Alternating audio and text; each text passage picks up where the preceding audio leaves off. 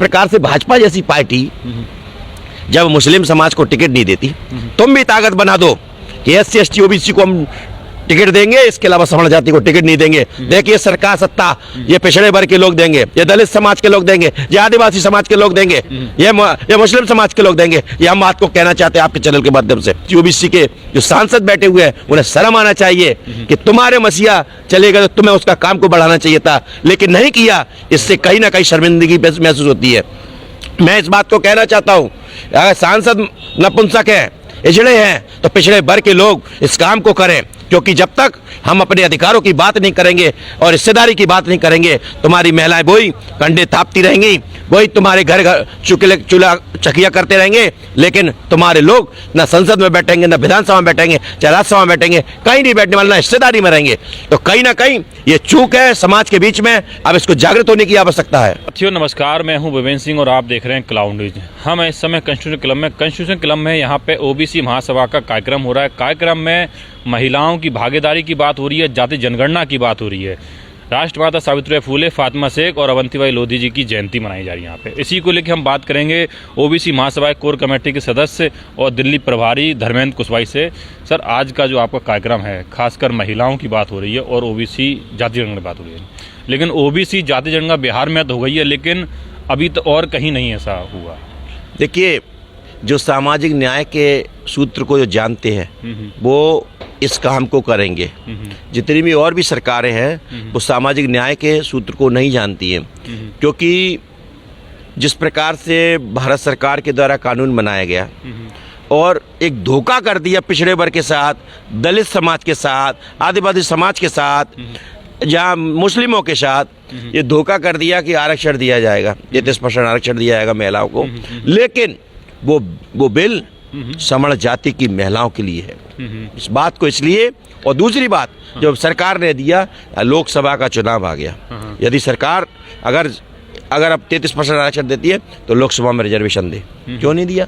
और कैसे कैसे कल्पना कर रहे हैं अब महिला आरक्षण बिल को दो, जब इस देश के अंदर कितनी महिलाएं ये तो बताओ, जनगणना कराओ, कितने पुरुष हैं, कितने बच्चे हैं ये तो बताओ।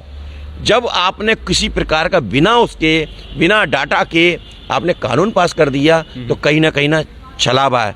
शरद यादव जी ने जब ये कानून आया था खुलकर विरोध किया था, चाहे मेरी मौत हो जाए, जब तक SC ST OBC की महिलाओं को इसमें रिजर्वेशन नहीं देंगे तब तक हम इस बिल को पास नहीं होने देंगे। मेरे नेता आज इस दुनिया से चले गए, इसके कारण इन्हें जो SC ST OBC के जो सांसद बैठे हुए हैं उन्हें शर्म आना चाहिए कि तुम्हारे मसीहा चलेगा तो तुम्हें उसका काम को बढ़ाना चाहिए था, लेकिन नहीं किया। इससे कहीं ना कहीं शर्मिंदगी महसूस होती है। मैं इस बात को कहना चाहता हूँ, अगर सांसद नपुंसक है, इजड़े हैं, तो पिछड़े वर्ग के लोग इस काम को करें, क्योंकि जब तक हम अपने अधिकारों की बात नहीं करेंगे और हिस्सेदारी की बात नहीं करेंगे, तुम्हारी महिलाएं वही कंडे थापती रहेंगी, वही तुम्हारे घर घर चूल्हा चकिया करते रहेंगे, लेकिन तुम्हारे लोग ना संसद में बैठेंगे, ना विधानसभा में बैठेंगे, चाहे राज्यसभा में बैठेंगे, कहीं नहीं बैठने वाले, ना हिस्सेदारी में रहेंगे।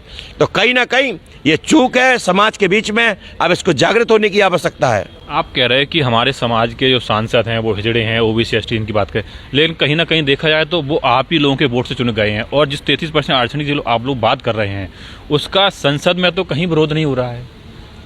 जो पार्लियामेंट हैं, जो सांसद हैं वो विरोध नहीं कर रहे, अब सामाजिक संगठनों विरोध कर रहे हैं, सामाजिक संगठन लोग इसके विरोध में हैं। देखिए, मैं एक बात कहना चाहता हूँ, जो विपक्ष की पार्टियां थी, कांग्रेस पार्टी ने भी, राहुल जी ने भी इस बात को बोला, लेकिन मैं उस बात से, राहुल जी की बात से मैं पूरी तरह से सहमत नहीं हूं कि आप बोलते रहे लेकिन कानून पास हो रहा है, तो कहीं ना कहीं ये भी नौटंकी नहीं चलेगी। विपक्ष के जितने भी नेता हैं, मैं सबके कहना चाहता हूं, सपा बसपा, कांग्रेस हो, DMK हो, जो भी सांसद रहे, अगर तुम इधर हमसे कहते हैं हम तुम्हारा हक नहीं मिला, और उधर तुम्हारे सामने तुम्हारी धज्जियाँ उड़ाई जा रही है, तुम्हारे कानून की, तुम्हारी हिस्सेदारी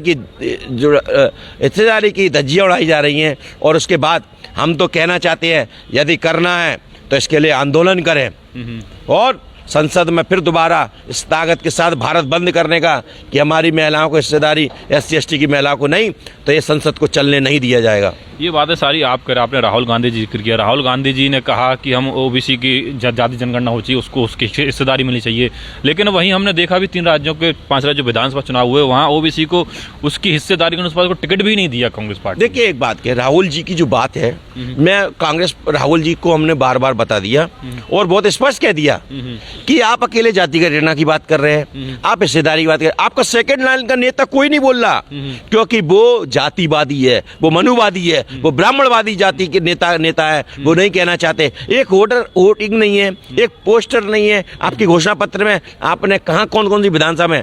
देखिए मुद्दे लेने से नहीं, हिस्सेदारी देना पड़ेगी। जैसे मध्य प्रदेश में, छत्तीसगढ़ में आपने हिस्सेदारी नहीं दी, उसका खामियाजा आपको भुगतना पड़ा।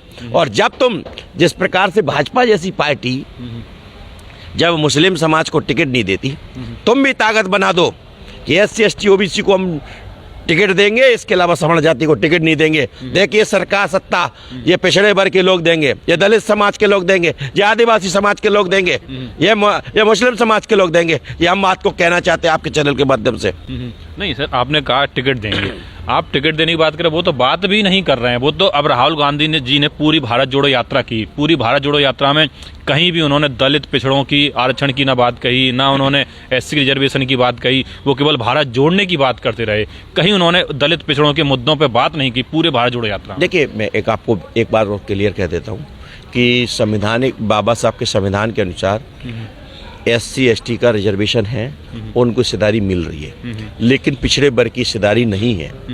तो कहीं ना कहीं इससे लगता है कि समाज के बीच में राहुल जी को क्लियर स्पष्ट करना पड़ेगा कि पिछड़े वर्ग की हिस्सेदारी हम देंगे। 52 हमारी, जब इस देश के अंदर आधे से ज़्यादा OBC है, हर दूसरा आदमी OBC है, तो हम देंगे। इस काम को करना